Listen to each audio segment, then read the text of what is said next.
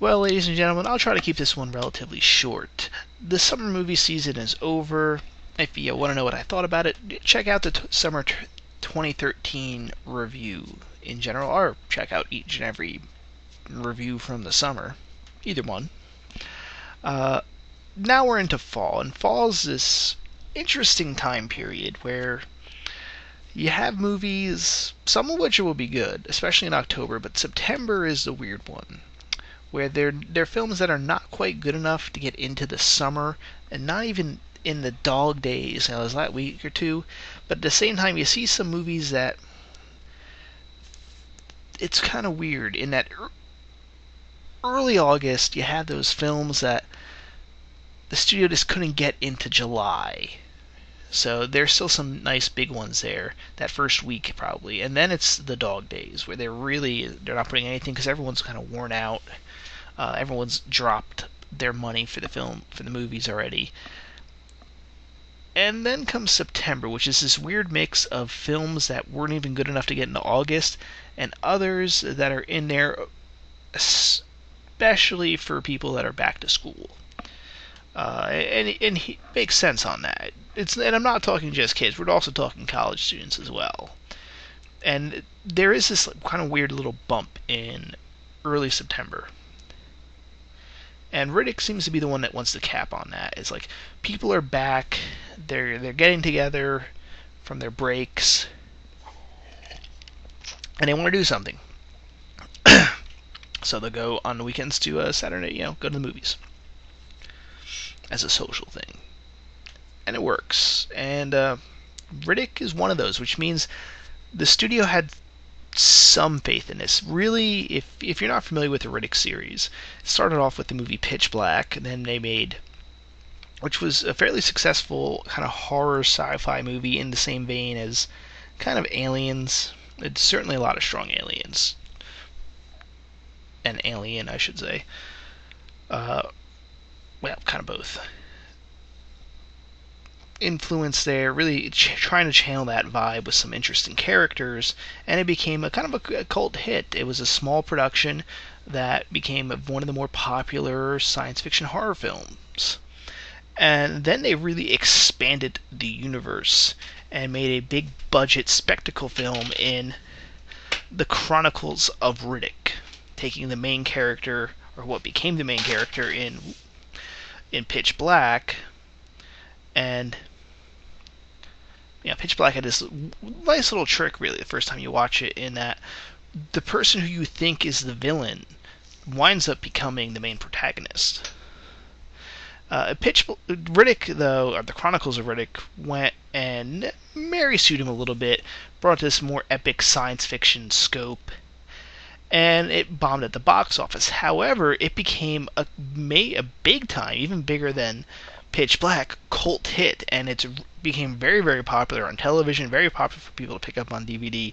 It is one of those examples of a film that failed at the box office, but over time became popular, and now people would not think of it probably as a failure per se. As in, if you ask someone, do you think this movie was a flop at the box office? A lot of people go, no, I've seen it on TV a lot. I know there's some big fans of it. This probably made a lot of money. No, it actually was a flop. But that same popularity, one, meant the studio was kind of willing to part with the franchise. And the people at the core, David Twohy, the director and writer of the first one, and Vin Diesel got together. And I'm not sure if they just got the rights or they got this permission to make another one with no real studio backing, if that's the right term to use. Basically, they had to get the money together themselves, but they also freed them up. And they brought it really, and thus they made Riddick, which unfortunately does fall to this weird, really annoying. Actually, my biggest problem with the movie is it's called Riddick, and it falls in with that same Rocky Balboa, John Rambo, or actually, no, sorry, just Rambo. That kind of weird naming convention that they're really trying to push on us to make us not think. If they said Riddick 3, I would have been happy with it. If they just gave it a title, I would have been really happy with it, but I don't know. Instead, they just called it Riddick to make the confusing stuff really confusing if you're talking to someone about the movies. And while it certainly was taking, a step down budget-wise, I actually think that was a really good thing. They brought the movie back to its roots in Pitch Black. Really, if you go to see this movie, go in knowing that this is way more of a Pitch Black sequel than anything else. Even with the plot, not just in the scenario of the plot, but in who the characters are and what's motivating them. It's almost like the ideal that Riddick was actually the head of a militant race cult for a short while, which we're not quite sure how long he was in charge. But that's not even on anyone's radar after this first, I don't know, 10, 15 minutes. You forget about that real quick. Anyway, I guess I should get into a bit of the movie. So, if you've seen the trailers and you've seen Pitch Black, you kind of know what it is. And I guess the Pitch Black scenario is people wind up on planet looks desolate, until something happens in nature, and it turns out the planet is as full of super predators that can only come out during this certain condition. And in the first one, it had to do with light, hence the name Pitch Black. Once it became dark out, all of a sudden these super predators would just emerge in mass. And of course, the survivors of the crashed ship, had to survive that. Here, they don't quite go. For a while, I was thinking, are they doing the exact same thing? And they do a slight spin on it. And this time it's water. They had these predators that normally will, if they're wet, if they're in like a pool, they're active, so we get like an early idea of how dangerous they can be. Until then, a massive, massive rainstorm comes in, and I'm not sure how these things really survive. But massive rainstorm comes in, and they're like crawling out from all over the place. Like apparently just everything is... These things have buried and burrowed themselves everywhere. So when a nasty rainstorm comes in, they all rise from the ground.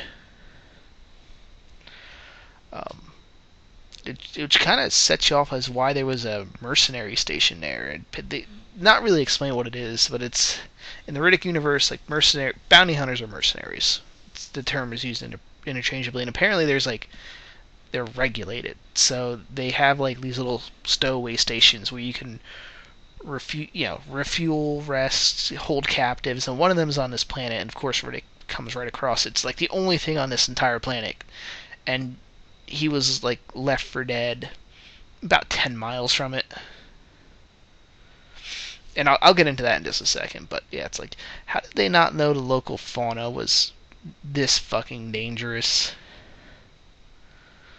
I mean, they set the station up on it. Come on.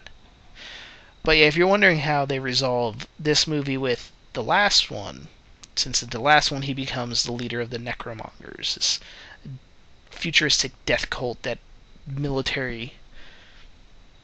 is conquering worlds. He kills the previous leader, and in their religion, you keep what you kill. So he killed the leader of the Necromongers, therefore he becomes the leader.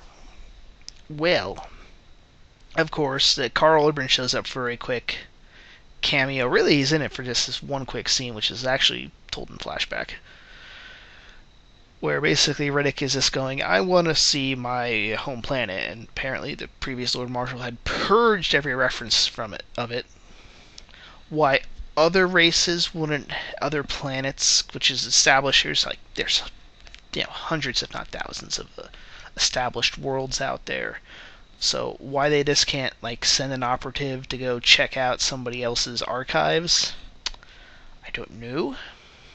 That didn't occur to him. He basically makes a deal with Vaco that they'll take him to Furia, and he gets, I guess, some sort of... Either he gets the actual crown, or what, but not quite clear. They take him. He's not supposed to be left there, but it turns out the Necromongers that were sent with him are going to be a hit squad. Riddick kills just about most of them except for one guy who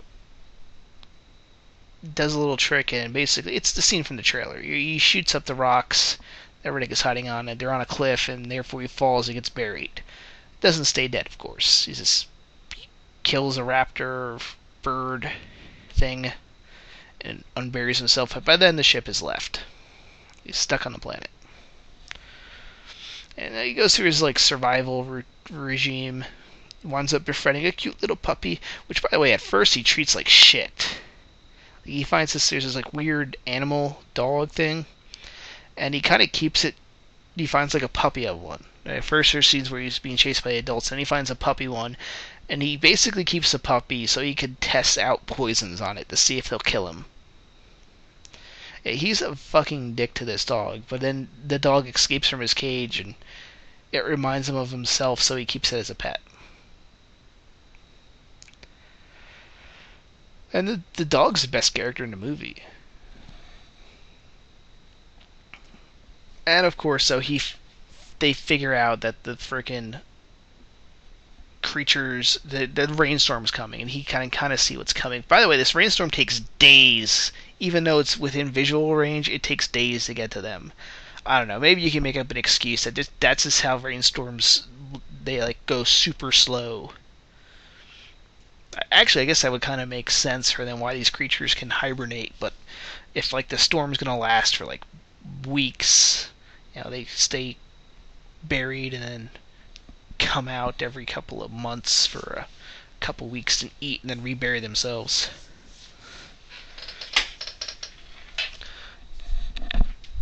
Sorry, had to get up there. So he sends off. He found, of course, I mentioned the station earlier. Sends off a distress beacon with his face on it, so all the bounty hunters know it's him. And you get a couple groups in there. I think you know where it's going to go from there. I don't want to go by a point-by-point basis. Because I want to kind of get into the characters a bit. Well, let's talk characters, actors, who's done what. Vin Diesel shows a little bit more. All right, we'll get into the character of Riddick. He's a Mary Sue. I'm the first to admit that here. I like the series, but Riddick is Mary Sue, and he continues to be even, I think, more Mary Sue than in the last one. In the first movie, he's really not a Mary Sue character. If you don't know what a Mary Sue character is, honestly, go to TV Tropes or Urban Dictionary and type it in, because that's a whole other discussion. Basically, Mary Sue is basically a character that is just given too much. He's too good, and while you can have a character that's extremely, extremely competent, they're very tough to write without kind of getting on the audience's nerves a bit. Strangely, it didn't bother me too much, although there are times I'm like, really? You see it in the trailer, by the way, when these chains come off, and by the way, he says exactly that. He keeps on saying exactly what's going to happen in the movie, and then it happens. He's going to be like, okay, and these chains are going to come off, and then I'm going to kill you in 5 seconds, and your head's going to be in that box. And of course, in the trailer, you see it in the trailer. In the movie, they show the head part too. The guy goes to cut his head. He kicks him, catches the machete with his foot, throws the machete in the air, kicks the machete again, and has it fly through this guy's head, which then slides off and falls into this little box. Oh, by the way, big benefits to this. The last one was PG-13. The first movie was R. This one is a hard R. There is a lot. There's a good amount of gore in this film, and by the way, practical gore. I applaud it. You got nudity mixed in there too. It's a very hard R, which is I like, because really I really think they have toned down the movies to, unfortunately, a really too high of a degree. And I'm not necessarily a person that objects to PG-13 action films, but there is a bit of a point where it's like, you guys can do a bit of a hard R. We are adults here, and this doesn't make sense to me why they do it. Um, when they're finding that the younger teen audience is not what it once used to be, and you're finding older adults more willing to go to the movies and pay for the movies, you should be aiming for that R audience. Again, not that I'm saying there's anything wrong with a PG-13 film. There's several PG-13 films that are among my favorites of all time.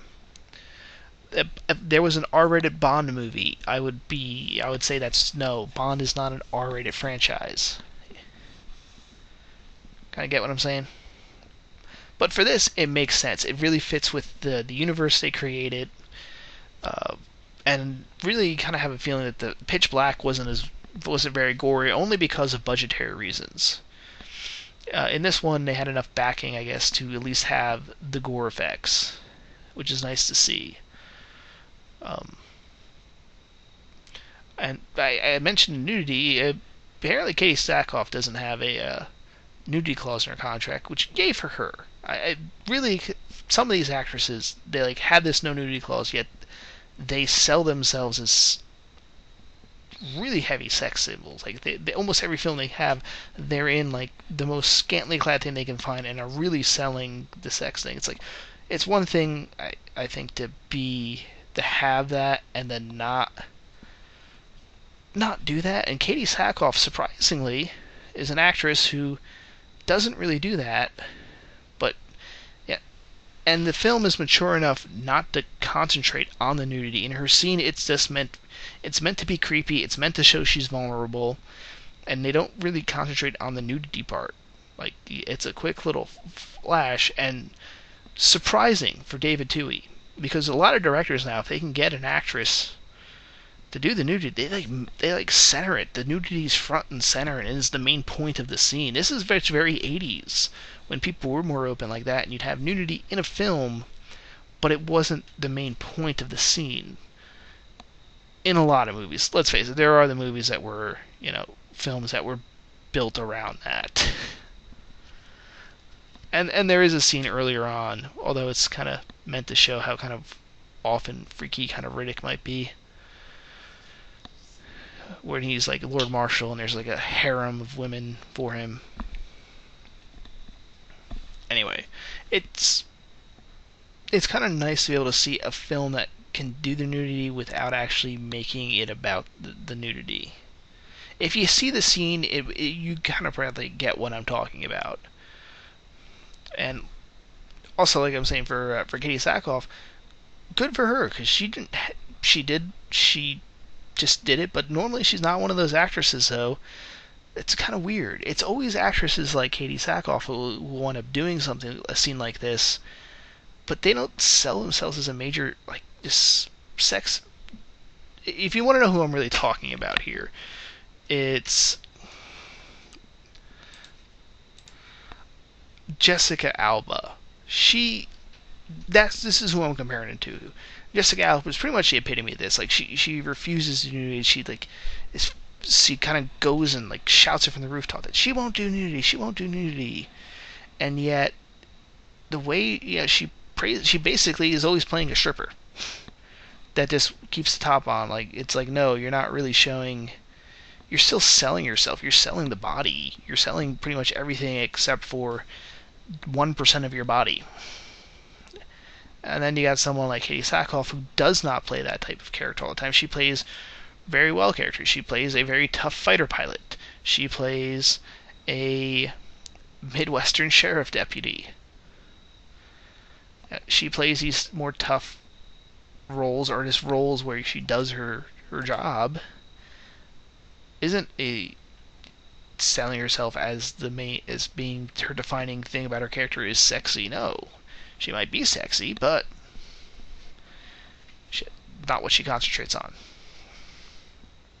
I don't know. It's a weird thing I picked up. This is kind of coming from listening to a couple of the Radio Drum, which is a podcast done by Brad Jones and what was I going to say? Josh Hadley. If you some really good commentary on film throughout the ages, and I did was just listening to the podcast where they had a big discussion on this. So it just one of the, if you're wondering why I keep on getting on this point, it's because I listened to the podcast in the morning and then saw this evening, and of course it's clicking when I saw that was the first thing that came to mind, and so I went off on this little tangent. I probably should talk about the rest of Katie Sackhoff, because she does her character. Her performance is rather good, but I don't know if the writers knew what to do with her character, because she comes in as basically the tough number 2 commander. She comes in as Starbuck. I wouldn't be surprised if that's what they kind of told her.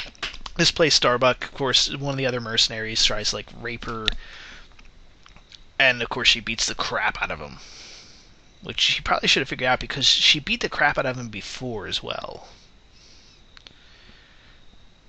Probably wasn't thinking that one through. But then her character kind of starts out of nowhere. He's just and by the end of this, I'm gonna be balls deep in her, and she kind of just goes with it. She kind of just becomes the girl to a degree. Her character kind of just also kind of falls off. When this movie's ending, it really kind of gets into that third act and really starts to wrap up quickly, and you kind of feel like this movie kind of maybe needs an extra 15 minutes in it.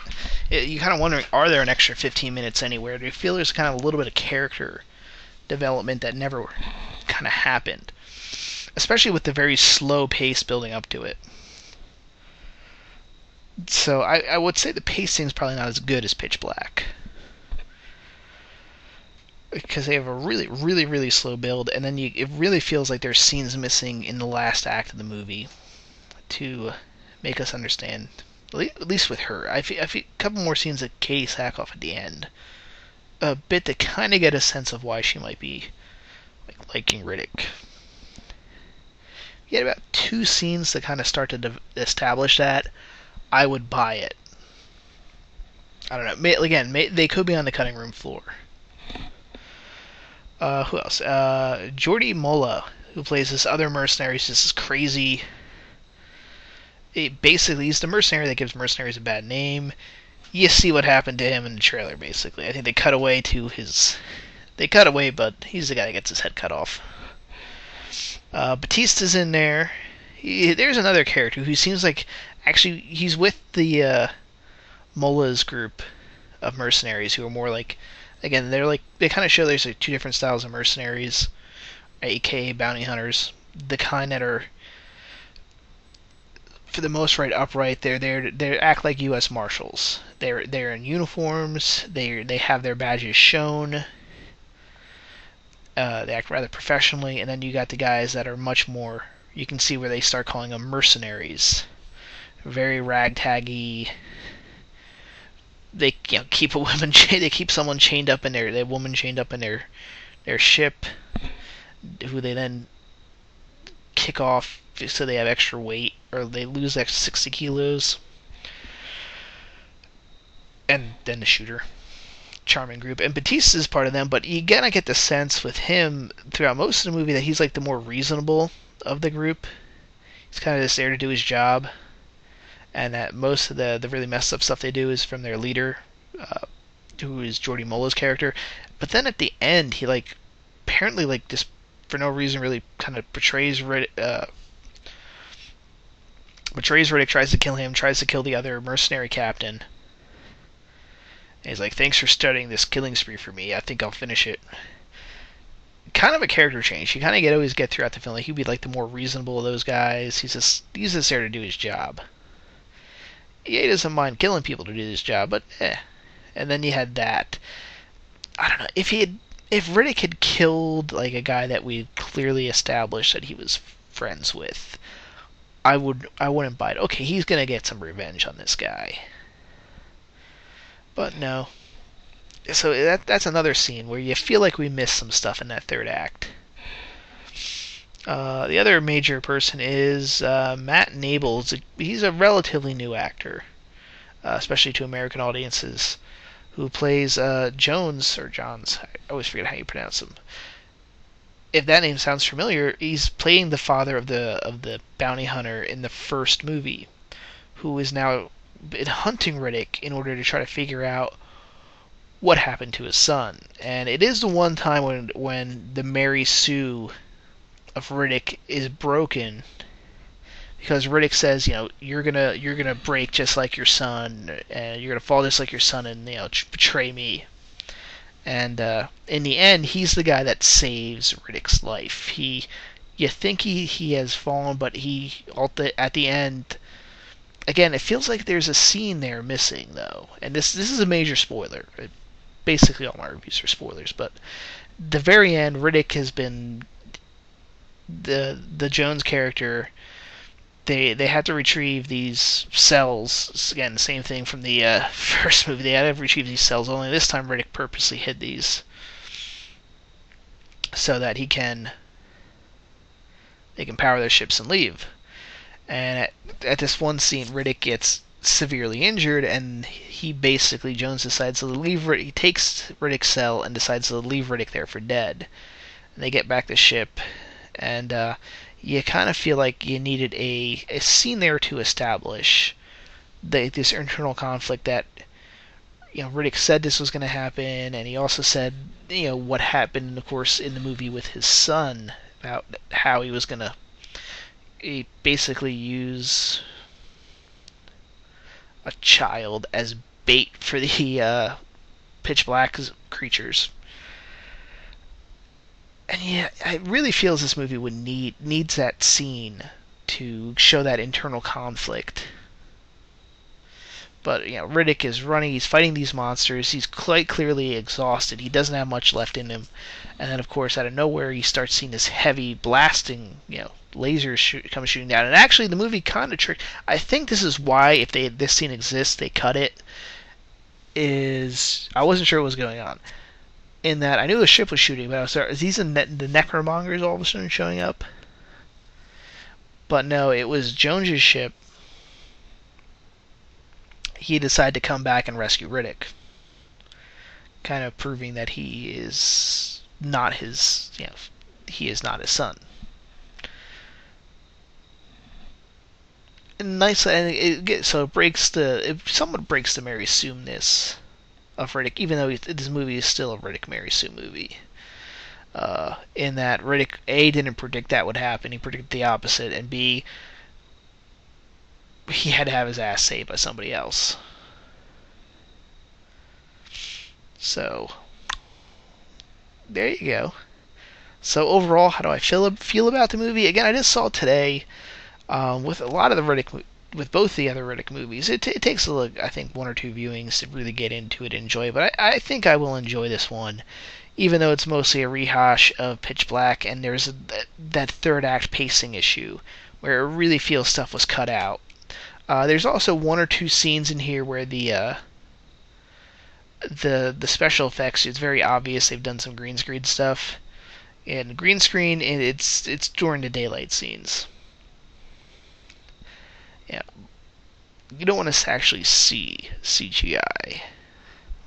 They're not so bad. I kind of understand it because they really did this on a much smaller budget than their previous films. But still, I gotta call it out when it's a bad green screen shot.